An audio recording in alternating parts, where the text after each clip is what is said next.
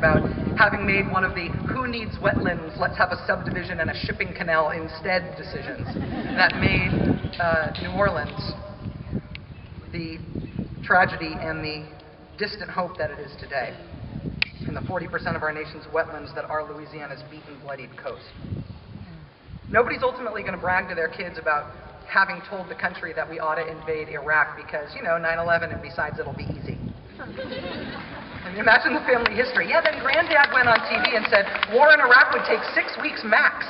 Nobody wants to remember that about Granddad. So don't be...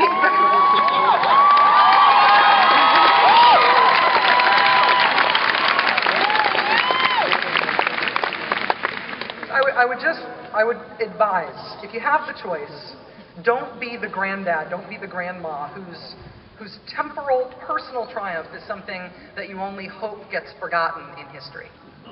In the big picture, standing at age 22-ish, or 40-ish, or 62-ish, Ada Comstockers, right on.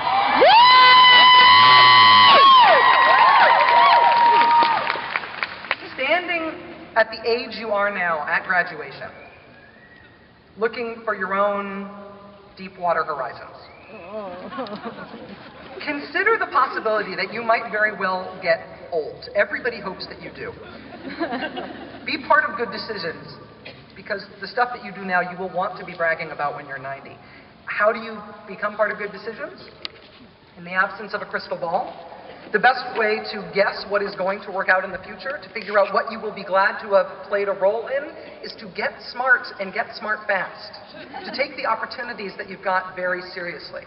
To continue your education, not necessarily in a grad school way, although that's awesome if you choose to do that, but in a lifelong way. Be intellectually and morally rigorous in your own decision making and expect that the important people in your life do the same if they want to stay important to you.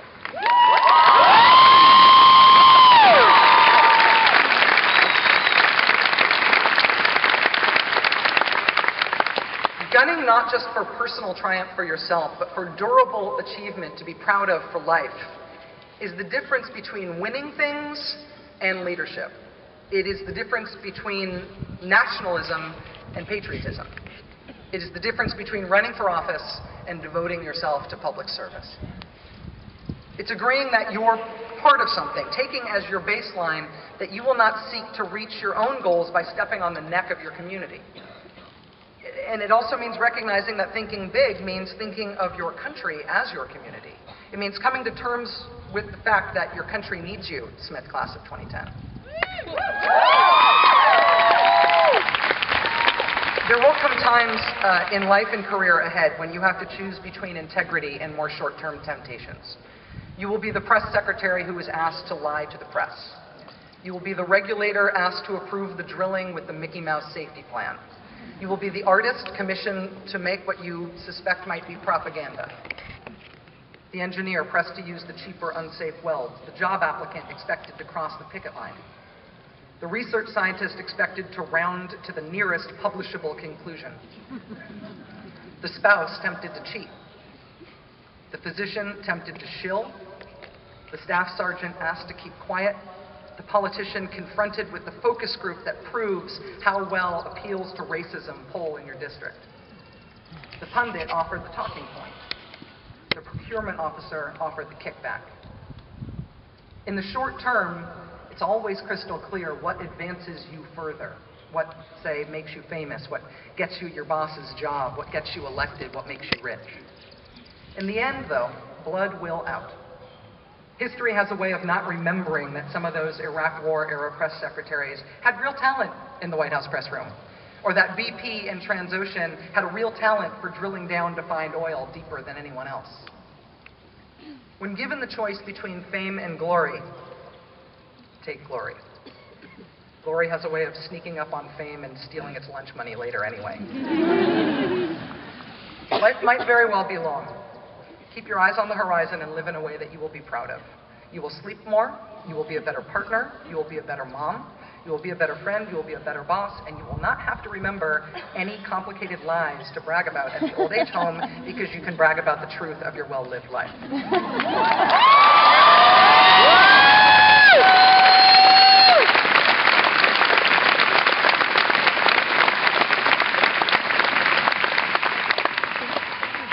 occasion, I'm not going to be egotistical enough to ask you to remember any of this advice. I might ask you, though, to remember Carrie Nation.